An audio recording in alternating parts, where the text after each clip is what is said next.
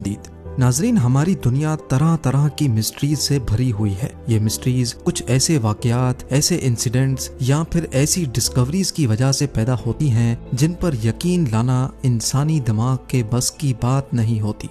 और यही वजह है कि आज तक इन मिस्ट्रीज का कोई सॉल्यूशन नहीं निकाला जा सका। आज हम 5 ऐसी ही मिस्ट्रीज के बारे में जानेंगे जिनको आज तक सुलझाया नहीं जा सका। नंबर 5, यूएस स्टेट नेवाडा में 7,500 स्क्वायर किलोमीटर का एक ऐसा टॉप सीक्रेट एरिया है जिसको एरिया 51 कहा जाता है। यहाँ अमेरिका की एक एयरफोर्स बेस है जहाँ पर यूएस मिलिट्री के कई राज छुपे हुए हैं और इसी वजह से इस पूरे इलाके के आसपास भटकना भी इल्लीगल है। जिन लोगों को यहाँ किसी काम के लिए लाना होता है तो पहले उनकी टॉप लेवल पे सिक्योरिटी क्लियरेंस की जाती है और उसके बाद उनको लॉस वेगस से एक स्पेशल जहाज में बिठा कर लाया जाता है और इस जहाज की खिड़कियों से बाहर कुछ नजर नहीं आता। इतनी ज्यादा राजदारी की वजह से लोगों में एरिया 51 के लिए कई अफवाहें जन्म लेने लगी। कई लोगों का मानना है कि यहाँ यूएस आर्मी उन यूएफओज पर रिसर्च कर रही है जो माजी में गिरे थे। कुछ थ्योरीज ये भी कहती हैं कि एरिया 51 में टाइम ट्रेवल, टेली ट्रांसपोर्टेशन और एलियंस से कांटेक्ट करने पर रिसर्च और एक्सपेरिमेंट्स किए जा रहे हैं। हत्ता कि कुछ लोगों का तो ये भी ख्याल है कि 1969 में चांद पर लैंडिंग की शूटिंग एरिया 51 में ही की गई थी। ऐसा क्या है एरिया 51 में जो अमेरिका पिछले 65 सालों से छुपा रहा है? लोगों में एरिया 51 के लिए क्यूरियोसिटी तब मजीद बढ़ गई जब 1997 में एक radio show host Art Bell को एक कॉल आई। कॉल करने वाला शख्स हद से ज्यादा घबराया हुआ था जो अपने आप को एरिया 51 का एम्प्लॉय बता रहा था। उसने आर्ट बेल को बताया कि उसकी जान को खतरा है और वो अब जो कुछ बताने जा रहा है उसको गौर से सुना जाए। उसने बताया कि अमेरिकन गवर्नमेंट हमारी दुनिया को बदलने जा रही है जिसमें हम आज रहते हैं। उसका मजीद कहना था कि एलियंस रियल में एग्जिस्ट करते हैं और एरिया 51 में यूएफओज को रिवर्स इंजीनियरिंग करके उन पर रिसर्च की जा रही है। अभी वो शख्स और कुछ बताता कि सैटेलाइट ट्रांसमिशन बंद हो गई जिसकी वजह से उस शख्स से राब्ता टूट गया। 7 महीनों के बाद उस शख्स ने दोबारा आर्ट बेल को रेडियो शो के दौरान कॉल की और बताया कि पिछली वाली कॉल फेक थी और उसने एक मजाक किया था। लेकिन अगर पिछली वाली कॉल फेक थी तो वो इतना घबराया हुआ क्यों था, और अगर ये सच नहीं था तो ठीक उसी वक्त सैटेलाइट क्यों बंद हुई थी? ये स्ट्रेंज कॉल अभी तक एक मिस्ट्री बनी हुई है जिसने एरिया 51 से मुतालिक कई सवालात छोड़ दिए हैं। नंबर 4, ये बात है साल 2003 की जब चिली के एटाकामा डेजर्ट से सिर्फ 6 इंच लंबा एक हाथ की साइज जितना ढांचा मिला था। ये ढांचा एटाकामा डेजर्ट की एक वीरान बस्ती में सफेद कपड़े में लिपटा हुआ पाया गया। क्योंकि ये सिर्फ 6 इंच का था और इसकी शक्ल इंसानों से काफी हटकर थी, इसी वजह से ये समझा जाने लगा कि ये ढांचा किसी ऐसे एलियन का है जो अर्थ पर आकर वापस नहीं लौट पाया। एलियन होने का अनुमान लोगों में तब मजीद बढ़ गया जब इनिशियल इन्वेस्टिगेशन से मालूम पड़ा कि ये ढांचा किसी 5 से 6 साल के इंसान का है। लेकिन इसकी छोटी सी साइज देखकर इस बात पर यकीन करना मुश्किल था, क्योंकि 5 से 6 साल का इंसान इतना छोटा आखिर कैसे हो सकता है। ढांचा जिसकी तमाम हड्डियां साबित और एक दूसरे से जुड़ी हुई थी और हत्ता के इसके दांत भी जुड़े हुए थे, इसको अगले कई सालों तक एलियन ही समझा जाने लगा। लेकिन फिर 2013 में इस पर डॉक्टर्स की एक टीम ने रिसर्च शुरू कर दी। डीएनए सैंपल्स और हड्डियों के कई सैंपल्स लेने के बाद मालूम पड़ा कि ये ढांचा करीब 40 साल पुराना है और ये किसी एलियन का नहीं बल्कि ये इंसान का ही ढांचा है जो शायद अपने पैदा होने से पहले ही किसी वजह से मर गया था। लेकिन इसकी उम्र 6 साल के इंसान जितनी कैसे हो गई, ये अभी तक एक मिस्ट्री है। नंबर 3, न्यू गिनी आइलैंड्स के जंगलात में एक नहीं 4 मरतबा अलग अलग जगहों पर एक अजीब जानवर नुमा मखलूक को देखा गया जो किसी डायनासोर जैसा लगता था।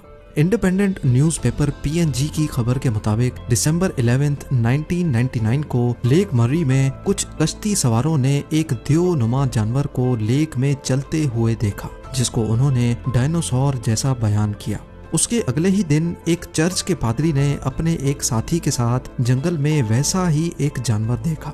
उन्होंने बताया कि वो इतना बड़ा था जितना बड़ा एक डंप ट्रक होता है और वो अपनी दोनों टांगों पे खड़ा होकर दरख्त के पत्ते खा रहा था। उसकी टांगें नारियल के दरख्त जितनी मोटी और उसके दांत इंसान की उंगलियों जितने बड़े थे। इन दोनों वाकयात पर किसी ने ज्यादा ध्यान नहीं दिया, लेकिन फिर 5 सालों के बाद वही सेम जानवर न्यू गिनी के ईस्टर्न आइलैंड पे देखा गया। इस विलेज का नाम रबाउल है, जहाँ पे कई लोकल्स ने इस डायनासोर नुमा जानवर को देखा। 3 मीटर लंबा, ग्रे रंग, शक्ल कुत्ते जैसी और पूंछ क्रोकोडाइल जैसी बताई गई। इस खबर ने कई न्यूज एजेंसीज को रिपोर्ट करने पर मजबूर कर दिया और साथ ही गवर्नमेंट ने भी एक सर्च पार्टी बना डाली। गांव वालों का कहना था कि हमने इतना बड़ा और ऐसा अजीब जानवर पहले कभी नहीं देखा, इसी वजह से हमने भागकर अपनी जान बचाई। एक और चश्मदीद गवाह ने बताया कि वो बहुत ही बदसूरत था और उसका पेट 900 लीटर वाटर टैंक जितना बड़ा था। पुलिस ऑफिसर्स की एक टीम को M16 असॉल्ट राइफल्स के साथ जंगल में इस डायनासोर की तलाश में भेजा गया। गवर्नमेंट ऑफिशियल्स का कहना था कि पुलिस को ऐसा कोई जानवर नहीं मिला, लेकिन गांव वालों का कहना था कि पुलिस वाले उसको मारकर किसी सीक्रेट जगह पर ले गए हैं जहां उस डायनासोर पर रिसर्च की जा रही है। जैसा गांव वालों ने उसका होलिया बताया था, वैसा ही एक डायनासोर इग्वानाडॉन के नाम से जाना जाता था। ये प्लांट खाने वाला डायनासोर 6 से 8 टन वजनी और 15 फीट लंबा हुआ करता था। लेकिन इस वाक़े की असल हकीकत आज तक एक मिस्ट्री बनी हुई है। नंबर 2, कुछ लोगों के लिए ये जहन्नम का दरवाजा है, लेकिन साइंस इसको क्रेटर कहती है। नाम चाहे इसका कुछ भी हो, लेकिन इस बात में कोई शक नहीं कि ये क्रेटर दिन ब दिन बड़ा होता जा रहा है। रशिया में वाक़े बटागाइका क्रेटर ईस्टर्न साइबेरिया में मौजूद है, जो दुनिया का सबसे बड़ा क्रेटर है। इसकी खास बात यह है कि ये हर साल 30 मीटर तक अपने आप बड़ा हो जाता है। फिलवक्त इसकी लंबाई 1 किलोमीटर और गहराई 282 फीट है, लेकिन सैटेलाइट इमेज के जरिए ये देखा गया कि 1991 में ये आधे किलोमीटर जितना लंबा था और उसके बाद बढ़ते बढ़ते 2018 में इसकी लंबाई 0.65 किलोमीटर या फिर 650 मीटर्स तक रिकॉर्ड की गई।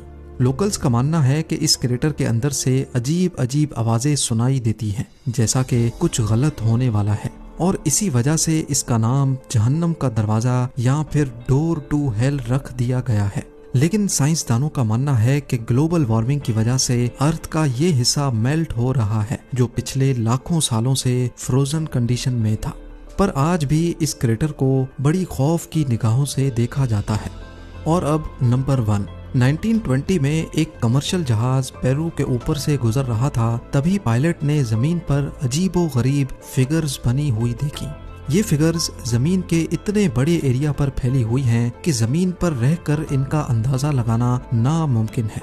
नेज़का लाइंस के नाम से पहचानी जाने वाली ये फिगर्स पेरू में 200 मील के एरिया पर फैली हुई हैं। कुछ पहाड़ों के ऊपर बनी हैं तो कुछ को फ्लैट सरफेस पे देखा जा सकता है। जियोमेट्रिक शेप से लेकर यहाँ जानवरों और परिंदों के स्केचेस भी देखने को मिलते हैं, जिनमें से कई फुटबॉल फील्ड्स जितने बड़े हैं। अभी तक टोटल 24 शेप्स इस एरिया से ढूंढी जा चुकी हैं और शायद कई अभी तक हमारी नजरों से ओझल हैं।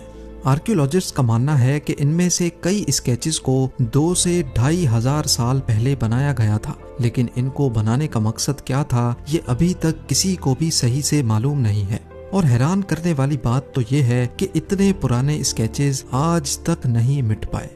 एक स्वीडिश राइटर ने अपनी बुक में लिखा था कि ये हजारों साल पहले यूएफओस की लैंडिंग साइट्स हुआ करती थी, जिनको यहाँ रहने वाले लोग एलियन गॉड्स माना करते थे। लेकिन कई आर्कियोलॉजिस्ट इस किताब के दावों को मानने से इनकार करते हैं। उनका मानना है कि कदीम दौर में इन जियोग्लिफिक्स या फिर स्केचेस का मकसद यहाँ रहने वाले लोगों के रस्मो रिवाज से जुड़ा था। ये यूएफओ लैंडिंग पैड्स थे या फिर कोई रस्मो रिवाज। एक बात तो क्लियर है कि नेज़का लाइंस ने आज तक सबको हैरत में डाल रखा है। उम्मीद है जेम टीवी की ये वीडियो भी आप लोग भरपूर लाइक और शेयर करेंगे। आप लोगों के प्यार भरे कमेंट्स का बेहद शुक्रिया। मिलते हैं अगली शानदार वीडियो में।